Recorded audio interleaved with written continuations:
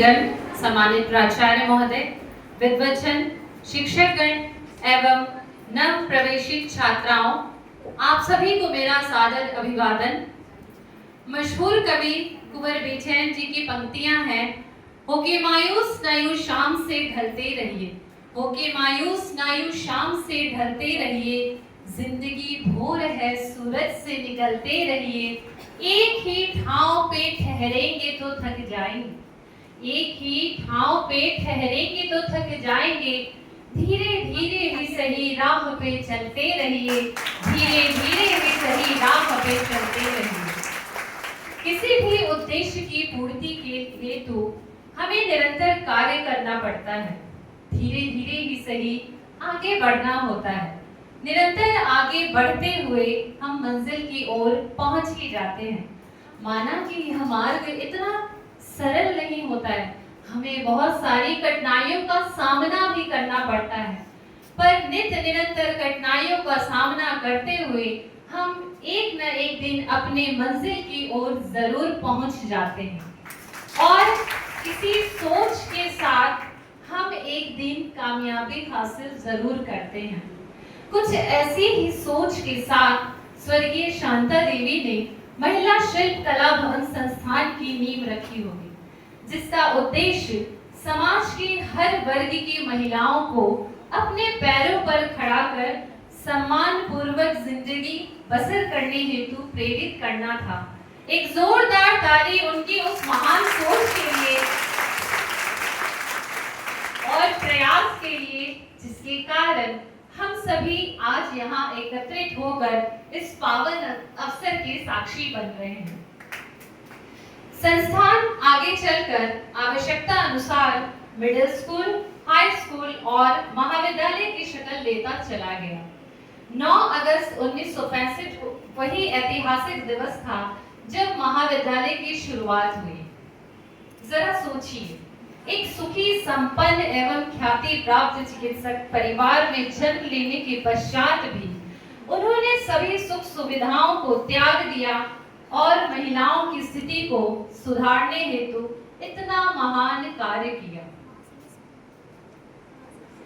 एक अकेली स्त्री भी इतनी कमजोर नहीं होती, एक अकेली स्त्री भी इतनी कमजोर नहीं होती कि वह सूरज से रिश्ता तोड़ ले, जोड़ने में विश्वास करती, धरती से आकाश तक बन जाती है सेतु, गुजरती हुई परंपराएं और पीढ़ियां नाज करती है जिस पर, वह स्त्री तुम हो।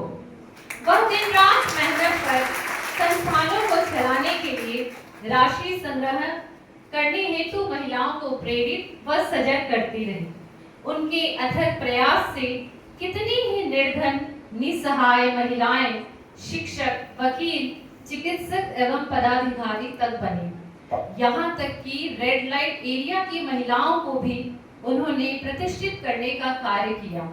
उनका जीवन सादा था, परंतु वो विचारों की वो धनी थी और विचार की शक्ति अमर होती है। व्यक्ति शारीरिक रूप से नष्ट हो सकता है, लेकिन उसके विचार, उसका दर्शन, उसकी विचारधारा समय और परिस्थितियों से परे होकर आगे बढ़ती रहती है और दूसरों को भी प्रेरित करती है। 1982 में यह महाविद्यालय अंगीभूत हुआ और सर्वप्रथम 1982 में डॉक्टर गुरु प्रसाद चौधरी जी प्राचार्य नियुक्त हुए। उनके बाद डॉक्टर सरोज प्रसाद जी ने कार्यभार संभाला और 1985 में पुनः शांता देवी को प्राचार्य पद पर नियुक्त किया गया। तत्पश्चात जब वे सेवानिवृत्त हुई तो एक बार फिर डॉक्टर सरोज प्रसाद का नेतृत्व इस महाविद्यालय को प्राप्त हुआ। 1996 में विश्वविद्यालय स्तर पर नए प्राचार्यों की नियुक्ति हुई। डॉक्टर मुन्नी सिंह प्राचार्य के पद पर नियुक्त हुई। उनके बाद डॉक्टर मनेंद्र कुमार सर, तत्पश्चात डॉक्टर अजीत कुमार मिश्रा सर को यह दायित्व सौंपा गया। अगस्त 2009 में विश्वविद्यालय ने डॉक्टर ममता रानी को इस महाविद्यालय की प्राचार्य नियुक्त किया। उन्होंने कई नए व्यवसायिक कोर्सों की शुरुआत कराई। उनके बाद डॉक्टर निर्मला कुमारी ने यह पदभार संभाला। आपको जानकर ये हर्ष होगा कि इसी बीच महाविद्यालय का गीत भी बनकर तैयार हुआ, जिसकी रचनाकार मुजफ्फरपुर शहर के मशहूर साहित्यकार डॉक्टर संजय पंकज जी सर हैं एवं संगीत दिया है, संगीत संयोजन किया है डॉक्टर राकेश कुमार मिश्र जी ने। महाविद्यालय की पत्रिका में यह संकलित भी है, जिसके बोल कुछ इस प्रकार है।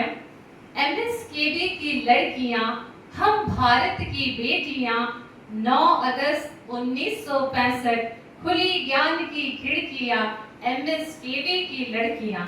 धरती का श्रृंगार हमी से है, संबंधों का प्यार हमी से है, हमी से सूरज चांद सितारे, अंबर का विस्तार हमी से है। एमएसकेवी की लड़कियां, हम भारत की बेटियां। जुलाई 2018 में डॉक्टर नलिन विलोचन शर्मा सर ने प्राचार्य पद का कार्यभार संभाला। वहीं फरवरी 2024 में डॉक्टर लोकमान्य रविंद्र प्रताप सर ने प्राचार्य पद को संभालते हुए महाविद्यालय के विकास में महत्वपूर्ण भूमिका निभाई। वर्तमान में डॉक्टर राकेश कुमार सिंह सर हमारे महाविद्यालय के प्राचार्य के रूप में एक प्रखर शिक्षाविद, कुशल प्रशासक और सच्चे मार्गदर्शक हैं।